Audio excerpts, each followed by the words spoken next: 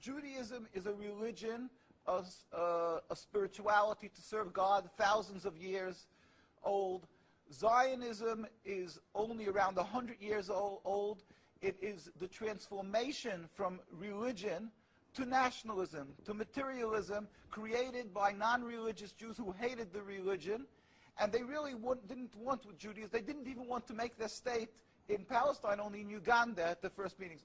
The reason they used the name Israel, the Star of David, hijacking, stealing the identity of Judaism and the Jewish people, is in order to get a legitimacy for their existence, that people should say, oh, it's God given to them, and that they should put fear and intimidate people from speaking up against their actions because they'll call them anti-Semitic. Yeah. There couldn't be anything further from the truth.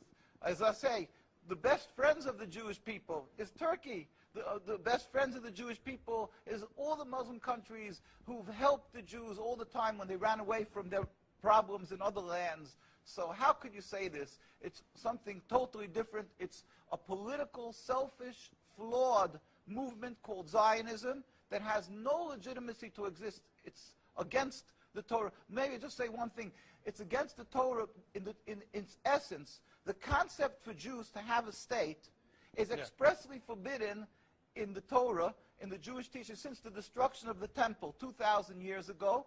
We were told by the Almighty in a prophecy of King Solomon, and that we are forbidden to have our own entity, our own state, our own kingdom, even in an uninhabited land.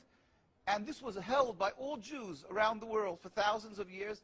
And it makes it worse, compounds the sin, the crime in having the state, because this state of Israel that these nationalists made it in Palestine, made it in a land that was inhabited by the majority Muslim people, by the Palestinian people. So to steal their land, to kill, to oppress, to banish them from the homes, it flies in the face and contradicts everything of the Torah that says thou shalt not kill, thou shalt not steal, that one has to emulate God, be compassionate. So they've used our identity to rebel against God and to desecrate God's name, and to create a rift between Jews and Muslims, and to make a river, an endless river of blood for the Muslims, for the Palestinian people, and anti-Semitism for the Jews, and death for the Jews also. This is unfathomable and unacceptable in no manner. Is it true that you are against the whole concept of Israel as a state? That is not only, when you say I am, this means the Jews who are true to the Torah, across the board, in every part of the world. All the rabbinical authorities opposed Zionism from day one.